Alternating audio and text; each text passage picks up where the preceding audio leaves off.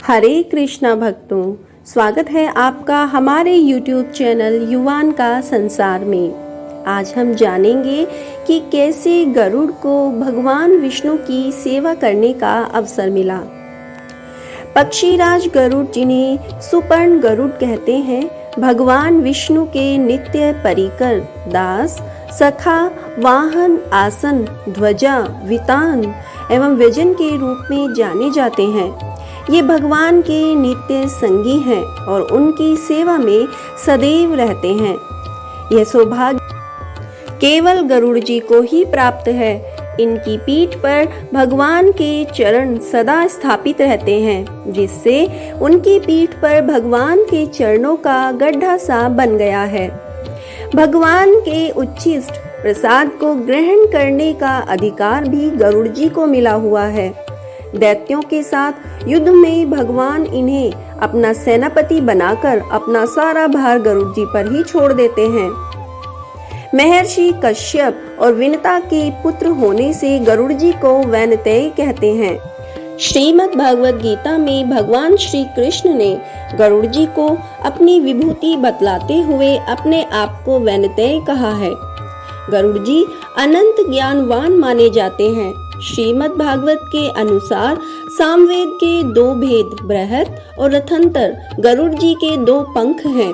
जब वे उड़ते हैं तो उनके पंखों की ध्वनि से स्वतः ही सामवेद की ऋचाओं का गान होने लगता है। तीनों वेदों का नाम भी गरुड़ है, इसलिए गरुड़ को सर्ववेदमयी विग्रह भी कहते हैं। 18 पुराणों में से एक गरुड़ पुराण इन्हीं के नाम पर है। भगवान की प्रेरणा से गरुड़ जी ने ही इस पुराण को महर्षि कश्यप को सुनाया और व्यास जी ने उसका संकलन किया।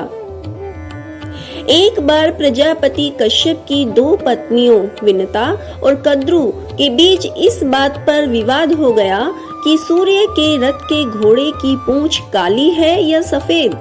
शर्त यह हुई कि जो हार जाएगी वह दासी बनेगी। वास्तव में सूर्य के घोड़े की पूंछ तो सफेद ही थी, किंतु कद्रु का पुत्र कालिया नाग, जो अत्यंत क्रूर स्वभाव का था, वह जाकर सूर्य के रथ के घोड़े की पूंछ से लिपट गया। दूर से देखने पर घोड़े की पूंछ काली मान ली गई। गरुड़ की माता विनता अपनी सौत कद्रु की दासी बनकर उसकी सेवा करने लगी। इस पर गरुड़ क्रोध में आकर कद्रु के पुत्र नागों को खाने लगे। इससे भयभीत होकर कद्रु ने प्रस्ताव रखा कि यदि गरुड़ अमृत का छिड़काव कर सभी सर्पों को अमर कर दे तो विनता को दासित्व से मुक्त कर दिया जाएगा। गरुड़ जी अमृत की खोज के लिए स्वर्ग गए।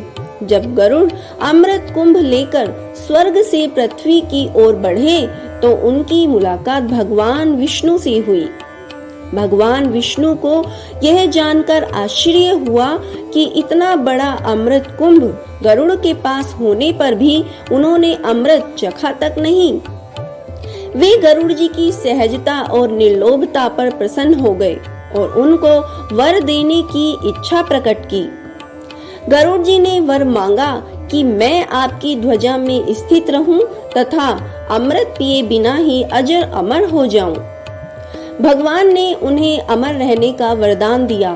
साथ ही गरुड़ जी को अपनी ध्वज पर स्थान देते हुए कहा, इस प्रकार तुम मेरे ऊपर रहोगे और भगवान विष्णु गरुड़ ध्वज कहलाए। अब गरुड़ जी ने भगवान विष्णु से कहा कि मैं भी आपको वर देना चाहता हूँ। भगवान विष्णु ने गरुड़ की निर्लोभता देखकर उनसे अपना वाहन होने का वर मांगा। इस प्रकार गरुड़ जी भगवान के वाहन हो गए, जिसके कारण भगवान का एक नाम श्री गरुड़ गोविंद हो गया। गरुड़ जी जब अमृत कुंभ लेकर उड़ते हुए जा रहे थे तो मार्ग में इंद्र ने उन पर अपने वज्र से आक्रमण कर दिया। गरुड़ जी ने विनम्रता पूर्वक कहा, जिनकी हड्डियों से यह वज्र बना है उनका मैं सम्मान करता हूँ, इसलिए अपना एक पंख, जिसका आप कहीं अंत न पा सकेंगे, त्याग देता हूँ। उस सुंदर पंख को देखकर लोगों ने कहा, जिसका यह सुंदर पंख है वह पक्षी सुपर्ण नाम से जाना जाए। इसलिए गरुड़ जी सुपर्ण नाम से जाने जाते हैं। इंद्र ने भी गरुड़ से मित्रता कर ली। गरुड़ ने इंद्र से कहा, मैं दुष्ट सर्पों को अमृत पिलाकर अमर बनाना नहीं चाहता, परंतु मुझे अपनी माँ को दासित्व से मुक्त कराना है। अतः जब मैं अमृत कुंभ को वहाँ रखूं तो आप छिपकर उसे उठा ले। इससे मेरा और आपका दोनों का ही काम बन जाएगा। गरुड़ ने अमृत कुंभ सर्पों को सौंपते हुए कुशा पर रखा। अमृत पान से पूर्व सर्प जैसे ही स्नान आदि के लिए दूर गए, इंद्र ने अमृत कुंभ का हरण कर लिया और वैसा ही विष का पात्र रख दिया। नागमाता कद्रू ने अपने पुत्रों को बुलाकर उनके मुख में अमृत की तरह दिखाई देने वाला विष रख दिया और आशीर्वाद देते हुए कहा, तुम्हारे कुल में उत्पन्न होने वाले सभी सर्पों के मुख में ये अमृत की बूंदें निरंतर उत्पन्न होती रहें तथा तुम लोग सदा इससे संतुष्ट रहो। इस तरह अमृत के धोखे में सभी सर्पों ने विष पान कर लिया और विषैले हो गए। नुकीली कुशा चाटने से सर्पों की जीभ के 2 टुकड़े हो गए और वे द्विजिह्वा वाले हो गए। स्वर्ग से अमृत कुंभ लाते समय गरुड़ जी ने जहाँ जहाँ विश्राम किया और कलश रखा, उन स्थानों पर कुंभ का पर्व मनाया जाने लगा। जय श्री हरि।